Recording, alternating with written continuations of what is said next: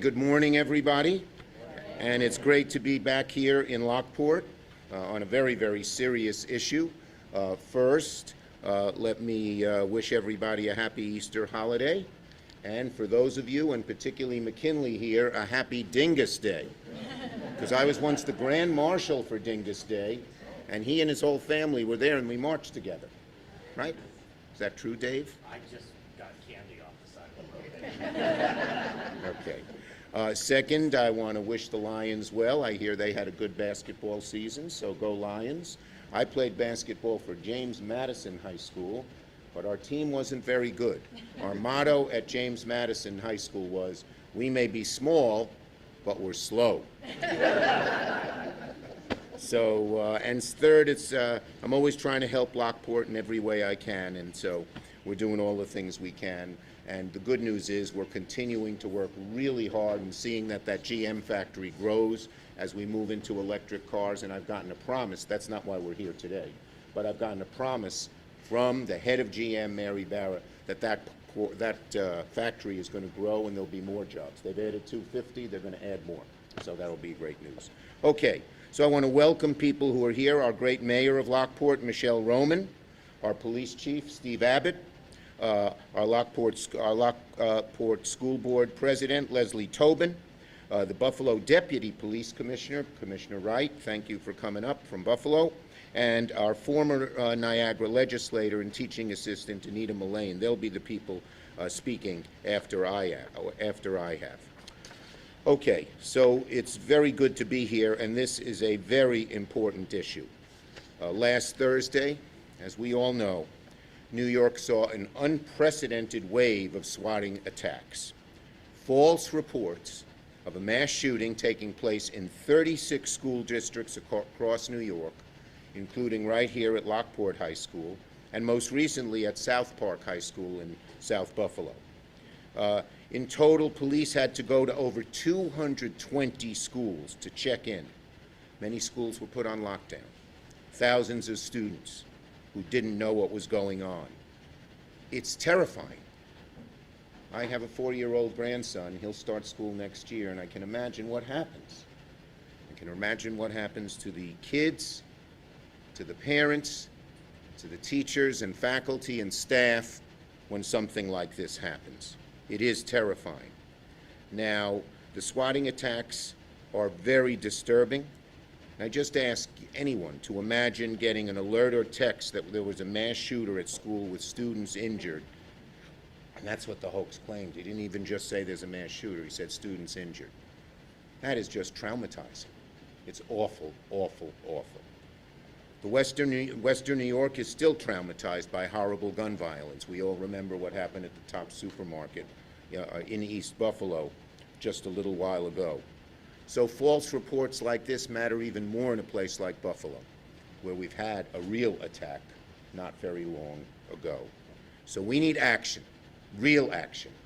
As majority leader, the first majority leader from New York ever, I have some clout, and I always try to use it for the people of Western New York and the people of New York State. And so I am here to say that the feds need to step up to hold the perpetrators accountable, to figure out what happened, and to figure out how to stop incidents like this, which are occurring in larger numbers at more and more schools. So I am issuing a 3-point plan right now. This is the first time I'm announcing it right here in Lockport. First, we need a full FBI investigation. New York State Police are doing a very good job. The FBI is assisting them. That's good.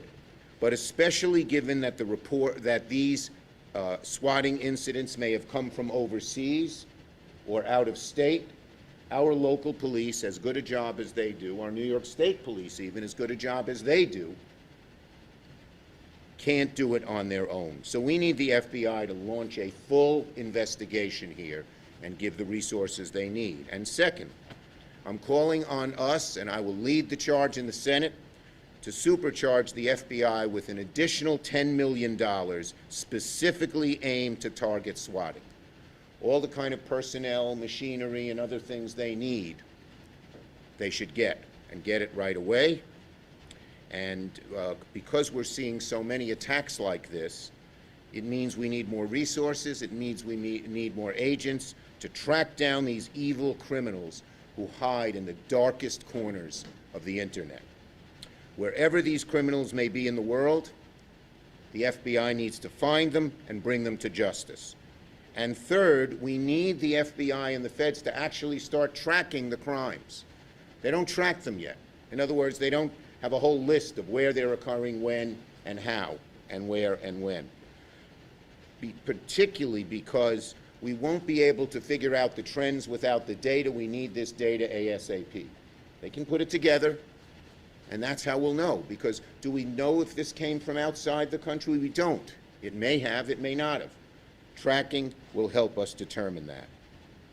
As I said, what happened here in Niagara County, here in Western New York, right here at Lockport High School, is terrifying. And we need to do everything in our power to stop these crimes from happening. These threats may be fake, but the emotional toll, the panic. Again, I ask anyone listening here, not just in this room, but when they hear the media, imagine if you have a kid or grandkid in school and you hear that there was a shooting there. Imagine the panic. You don't recover from, even when you know, you may learn an hour later it was not true, but you don't recover from the trauma that affects you. So this is real, and unfortunately the effects are lasting, and that's why it's got to stop, and stop so quickly. Now, this community is lucky. We had exemplary officers who responded quickly to the call, but they spent their time and resources responding to the hoax. And it didn't just happen in New York. This is not a New York phenomenon alone, although we've experienced a lot of it. The similar swatting attacks targeted schools in Massachusetts, Iowa, Pennsylvania.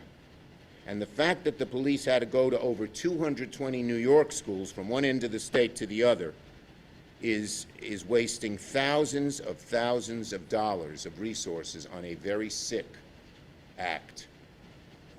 It's not a joke. Some people say this was a sick joke. This was much worse than a joke. These swatting attacks can cost even more. A swatting prank on Long Island resulted in $100,000 in wasted resources over a fake bomb threat that caused the community to go into full panic.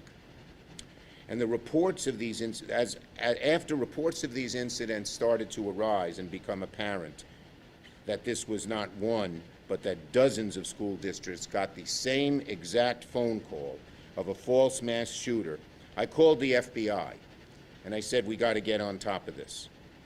And I've now presented to them the three-point plan that I have just announced. It's no secret these are hard to track. And that's because these bad actors can use multiple VPNs, that's virtual private networks. They can use what's called VoIP, that's voice over internet protocol, to hide where their computer is and where they're calling from. And in addition, complications that and added in complications that law enforcement investigates the issue, believe that this call may have come from overseas. Harder to track, but we still have the ability to do it once you get the full brunt of the FBI behind it, and to go after them, because we can stop things from coming in. We just gotta know who, where, why. We need to know now if there's some sort of coordinated effort to terrorize schools, whether the culprits are here or overseas. But that's where the FBI can help our New York State Police, who, as I said, are doing a tremendous job. They are very good, the New York Police. They have the best of the best when it comes to cyber investigations like this. And so we have to make it clear that we need everyone cooperating with each other. Okay? But because these swatting attacks are increasing so much is why we need to supercharge the FBI with $10 million. We've got to stop it once and for all. And the FBI agents are the best when it comes to finding out hackers and swatters like this, who scam people and use the internet for unthinkable acts of violence. We haven't seen such massive swatting at schools, but they have gone after individuals both here and overseas who do these acts on their own. Sometimes they've done them at an individual school for ransom and things like that, and they've had a pretty good success rate at that. And let's remember this. Think of the FBI agents like a cyber SWAT team to go after those who are swatting our schools. And remember this, one of the best deterrents to crime is know you might get caught. We don't want these people, wherever they are, persons, people, sitting there with impunity, think they'll never find me, I can keep doing this. Once you catch 1 or 2 or 3, the message gets out, you're going to get caught. And there are very severe criminal provisions and long prison terms for the people who do this. Now, that funding would be on top of billions of dollars I was able, as Majority Leader, to secure last year in the bipartisan Safer Communities. And there is money going to programs to stop school violence, which provides schools with funding for reporting systems and additional personnel and social workers to deal with the mental trauma. We put some money in for those already, and that should be coming to Niagara County and Western New York very soon. And we're going to help you figure out how to apply for these funds. They're just putting out the regulations now. And I'm sure this school would be at the top of the list to getting those kinds of funds. But that's not what we're asking today. We're talking about the FBI, law enforcement, and going after it. Okay? I think that's, I guess, what I want to say. Without data, we can't see how bad this problem is and how it's working, so we need that data. We need the $10 million, and we need the FBI to be all on, do everything they can. Bottom line is, swatting is no joke. It's no little passing thing. It's sick. It's heartbreaking. It causes long-term damage. It's got to stop. We need all federal hands on deck, including the FBI, working with our state police to hold these criminals accountable, to catch them, to prosecute them, and also to stop, by cyber defense, to stop these from happening to begin with. So thank you for that. And now let me call on our mayor. Where'd you go, Mayor? Right here. Ah, there you are.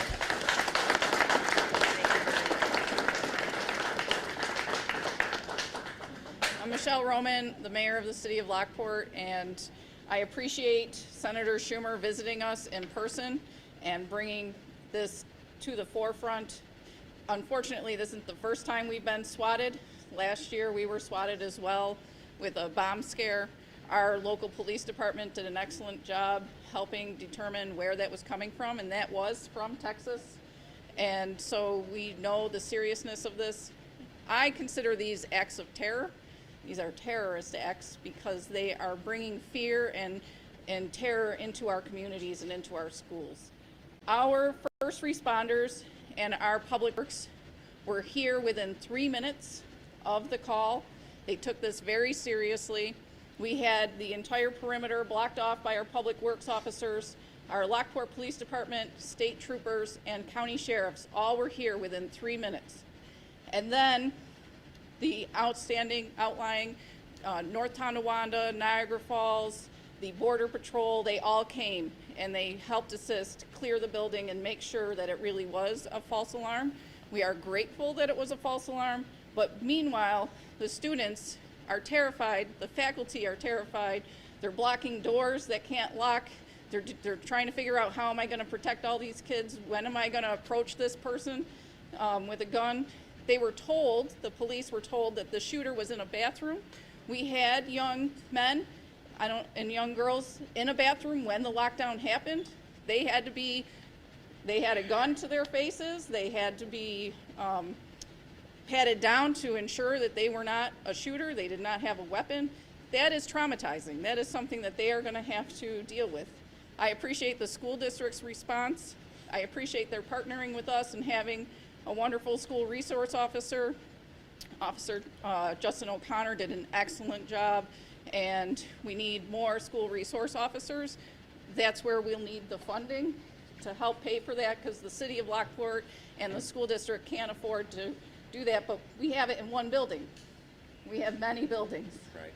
And so so we were fortunate that it was in a building that was secure and had the resources to help do that.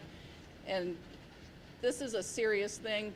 Our community is resilient. We come back from these things, but but it has a lasting impact. So I appreciate you coming and bringing this to the forefront. Right. And Mayor, let me just say, well, I was going to do it with each person, but I'll do it all together.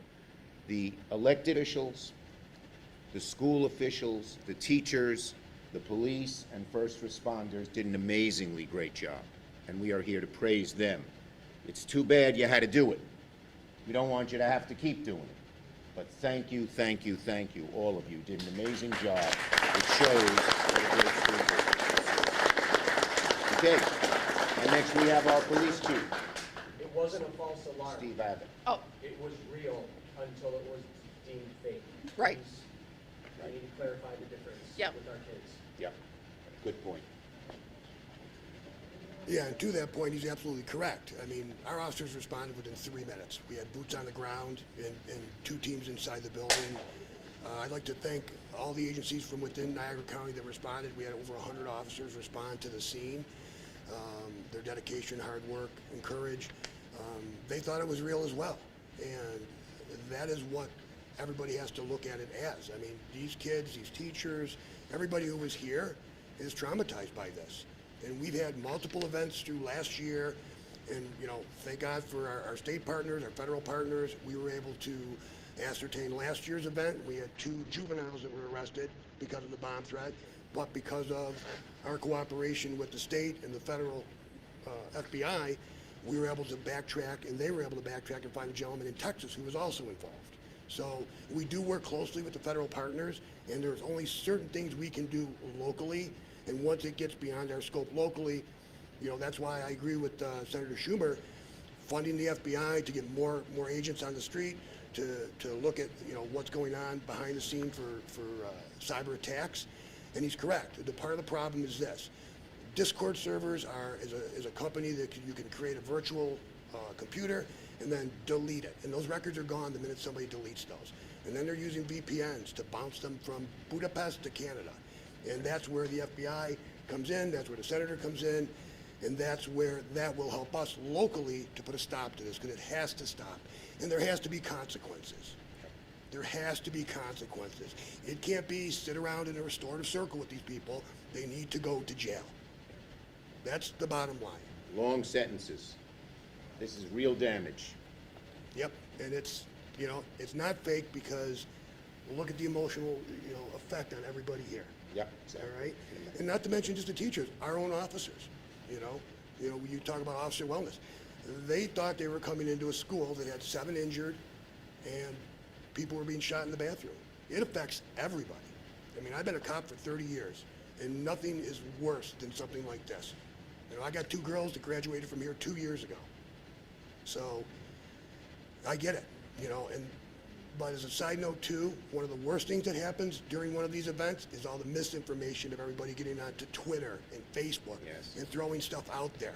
We can't have that. It is detrimental. The school, the elected officials, the police department will give you the information when they have it. It's not a matter of not wanting to tell you. It's a matter of what we know at the moment. You know, and sometimes it takes time. And then the Twitterverse blows up, and it's all over the place, and before you know it, you add more chaos, more confusion to the matter. So I agree with Senator Schumer. I think funding the FBI more to fix this and start bringing some of these people to justice and give them long prison sentences, I'm all for that. Great. Thank you, Chief. Again, the school board, everyone rallied to the cause. And as much damage as there is, it could have been worse in terms of the trauma and everything else.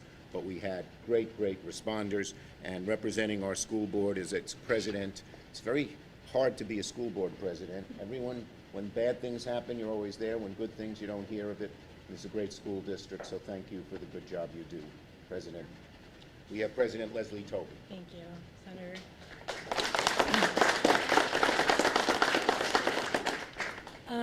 Yeah, it does not feel good to stand up here and say we were the lucky ones, because so many communities across this nation are not lucky. Thousands of children die every year. So to say that we're lucky is hollow, because it was real. The trauma, the emotionally and mentally that our staff, that our students, that our families endured, is not going away.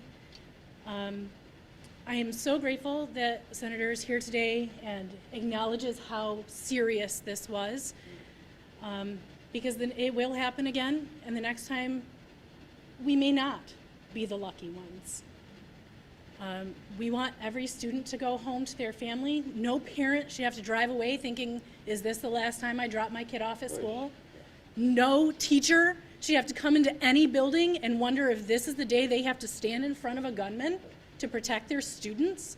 And no child should have to text their mother or their father or their family and say, if I don't make it home today, know that I love you. It is real. It is raw. I cannot express to you how important our staff was. They were fierce and brave and stood in front of those kids, and they barricaded doors, and they did everything we've asked them to do. And our first responders were amazing and here in minutes and did not hesitate to walk into, they didn't know what, but they did it, and we've done everything. They have done everything that we have asked them to do now. So now it's time for us to do what they're asking. Make sure this never happens in another school.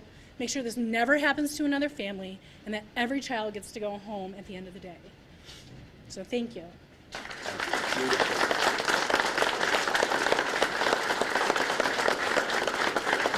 It breaks you up, but our school board president said, I'm an emotional person. To have kids have to say, send a message home, I love you, I may not see you again. What kind of world do we live in? We must stop this. Stop this now. Our next this is not just limited to Lockport or Niagara County here in Western New York. We've had problems in Buffalo, South Buffalo too, and we have Alfonso Wright, our Deputy Police Commissioner. Thank you, Commissioner.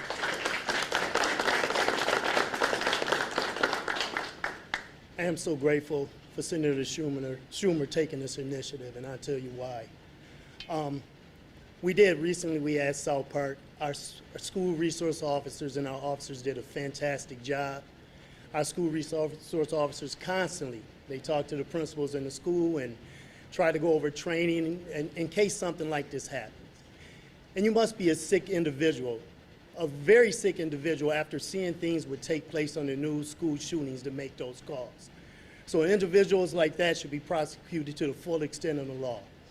And it's personal to me, because I had the unfortunate incident to responding to the Tops massacre. So I know what a massacre looks like, because it was at least 3 or 4 people that I grew up with, that I know. When I walk in the Tops and see a father that was getting a birthday cake for his son, and he never got to come home. So I am so grateful for Senator Schumer. I hope this passed. Let's get the resources and the funding to the FBI so we can put these individuals behind bars where they need to be. Thank you.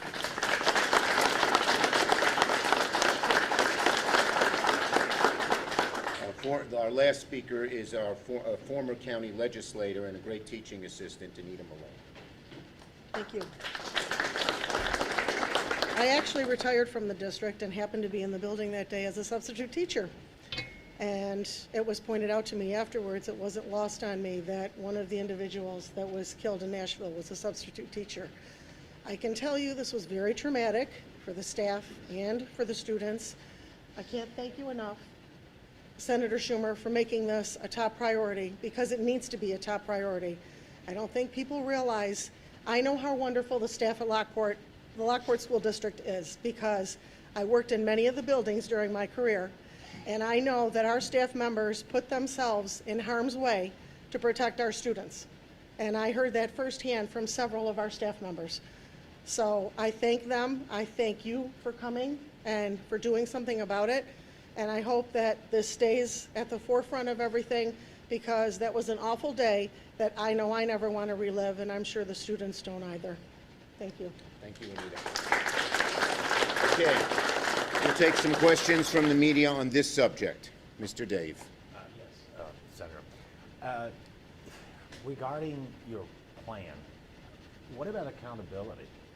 We live in a state where if you do something, these days there's not too much accountability, particularly if you're a young person.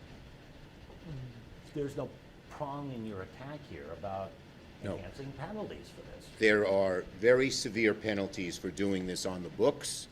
We just have to catch these people and then make sure that the prosecutors don't plea bargain, don't take this less seriously, etc. The penalties are there. All right, and just to follow up on that, if I may, you mentioned that for all you know, a lot of this stuff is actually coming from some other country. Yes.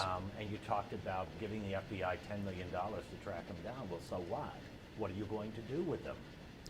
No, the FBI has we are very good as a country, both our Defense Department and our law enforcement, our federal law enforcement, at cybersecurity. It's one of the reasons, frankly, Ukrainians are doing as well as they're doing, because we've lent our cyber knowledge to them. But aren't they out of So reach, is let me my just, point. well, so Aren't the they out point, of reach? no, they are not. We can catch people overseas who do this by cyber. Now, it's not so easy. That's why they need more resources. As the chief mentioned, they can ping it. This person could be in, I don't want to pick a country, well, Budapest, no offense to anyone in Budapest. Send it to Canada, send it to here. But they can trace it, and they have. So they have the ability to do it, but it costs money, it costs personnel, and that's what we want to get them, all the personnel and money they need. We have talked to the experts. They believe our three-pronged plan is really the way to go. If they need more and we find out they need more, I'll be at the ready to give them what they need. You can't do anything to them if they're in Budapest.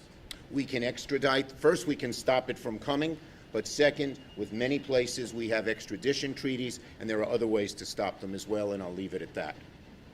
Other questions?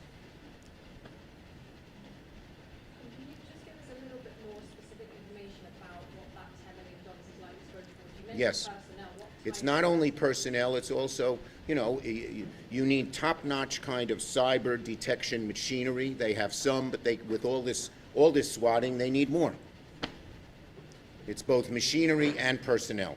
And can you give us a rough timeline of when that money is likely to make an impact? Because Yes. crime Okay, well, the upcoming budget is done this summer, but I want to get the FBI to do it more, and I'm going to ask them if they can just switch some resources and we'll fill in the gaps. We need to do this ASAP. And obviously, Once they know the money's coming in the budget, and usually when the majority leader says something is in the budget, especially this, which is not partisan in any way, you'll have everybody helping, they are able to move quickly. a lot of this is treating really the symptoms of what people call America's gun problem. And we haven't really mentioned that in this meeting or this press conference here. Is there anything? Well, as you saw, the people, it was mentioned by the police chief, the people from the Tops supermarket area, and I was very involved with them. I helped get that Tops supermarket get built from Mr. Nanula and Tops years ago. They went down to Washington, and we passed much tougher gun legislation the first in 30 years. It's hard, but we're going to do more and more. And Chris Murphy, our leader in the Senate, in a bipartisan way to try to get tougher stuff as well. Okay? What more could you tell us about the Lockport engine plant that your recent Yeah, conversation? okay. Well, GM has made a commitment to move to electric vehicles, EVs. Right. But of course, most of what Lockport did dealt with the internal combustion engine. I remember. So I got a two-pronged commitment from Mary Barra. I've helped the auto industry many different ways. I like the auto industry. We're very proud of our plants here in Lockport and Tonawanda. As you may remember, when Delphi bought it, they were going to close it, GM, and I went to GM and said, oh no, you're keeping it open, and it is open, as well as the one in Lexington Avenue in Rochester. So I have a long relationship. So we're going to do two things. They're going to make new components for electric vehicles. There's already one line already being there. They're adding 250 people, but they're also going to they're not going to, when they reduce the internal combustion parts down the road, the number of the net employees will go up. They're not going to start reducing internal combustion until the EV stuff is built. So we're talking 500 jobs now? It's going to be many more, hopefully. Does it still bug you if you don't have a place to put your papers when you go up Yes. to the podium? Yes. Thank you, everybody.